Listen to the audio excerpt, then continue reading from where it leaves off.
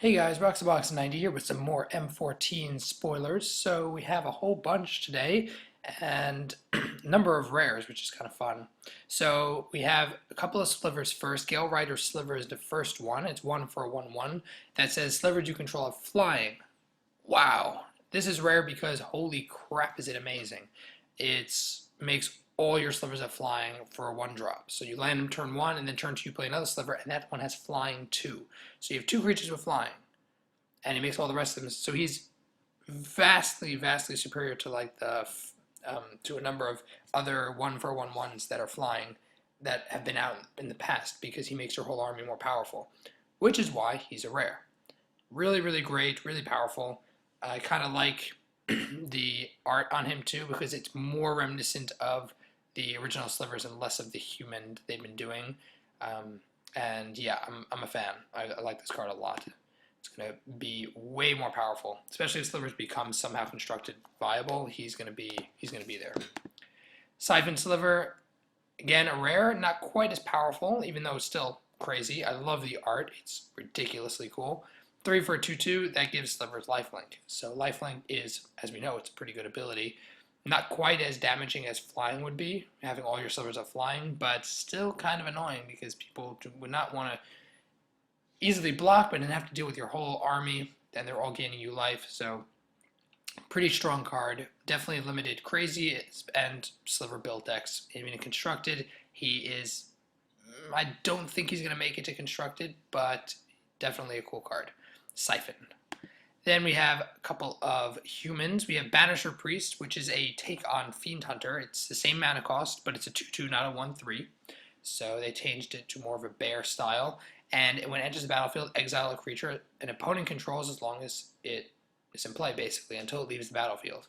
So, like Fiend Hunter, probably be similar. The 1/3 makes the fact it's a 2/2, not a 1/3, makes it slightly less useful, I think, in limited because it can't block quite as much because it can't block up to 3 power. But again, Fiend Hunter is pretty powerful, and I'm sure this is going to be a card that a lot of newer players are just going to like in limited. Excuse me. Fiend Slayer Paladin, which is freaking awesome. He's got a lightsaber, dudes. He's a lightsaber paladin, not a Fiend Slayer. So he's 3 for a 2/2. Again, same cost of the Fiend as the other, whatever they call it, Fiend, whatever's the other one.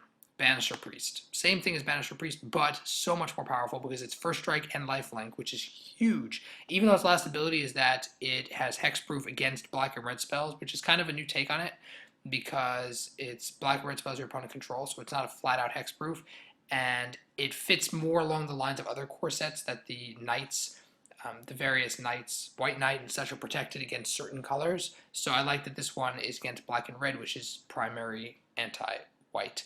So that's kind of cool for newer players. Definitely flavorful. The lightsaber is freaking awesome. I'm sure people are going to be like, holy crap, it's a lightsaber paladin. And they're going to love the art. And he's very powerful and limited because of the first strike and lifelink. So definitely takes down a bunch of the earlier guys. If you enchant him up, he becomes a monster. Lifelink, huge card. Maybe not a first pick, but close in limited. He's gonna be crazy. Really crazy in limited. And it's possible he may constructed just because, again, not being able to be targeted by red or black makes most removal obsolete in our current meta against him. It's not quite sure he's there because he's too white, but he's really powerful. He's constructed viable, I'll say that. And we have one more here.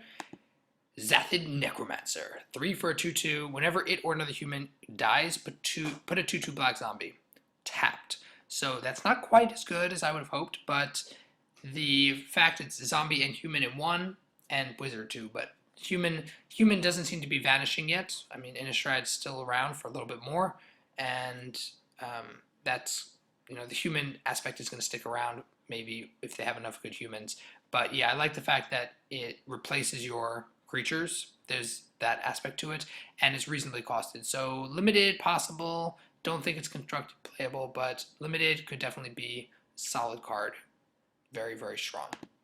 Naturalize, they don't have an image for it, but they saw it in a retail video, and it's pretty obvious. Naturalize is usually in core sets kind of expected. So solid card, solid removal. It's usually a sideboard and constructed. Shiv's Embrace, again talking about enchantments making some creatures powerful. Shiv's Embrace is pretty good. 2/2 flying and fire breathing. A little expensive because it's not like that other Angel's Destiny, whatever that card, not Angel's Destiny, what was that card called that was gave 4+4 and flying? It was like Sarah. I forget what it's called, for another core set. Way more powerful than this, but this is uncommon. So it's pretty good. I'm never such a fan of enchantments, but I know newer players and casual players love them.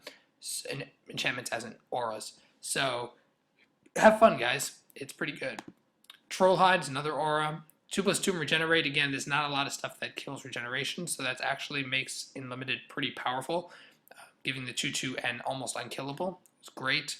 Outside limited, it's not going to be played. And then the last one's really weird. The art is what? It's like a dead rabbit or something, and I think it's a rabbit. What do you think it is? I don't know what that is.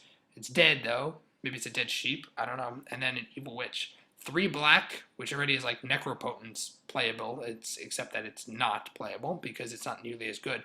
But it's very strong. Whenever a creature you control dies, you draw a card and lose 1 life. This will be a big card in certain EDH builds. I don't know how good it's going to be in constructed or limited, just because it's such a heavy cost. 3 black, really rough, even for its ability.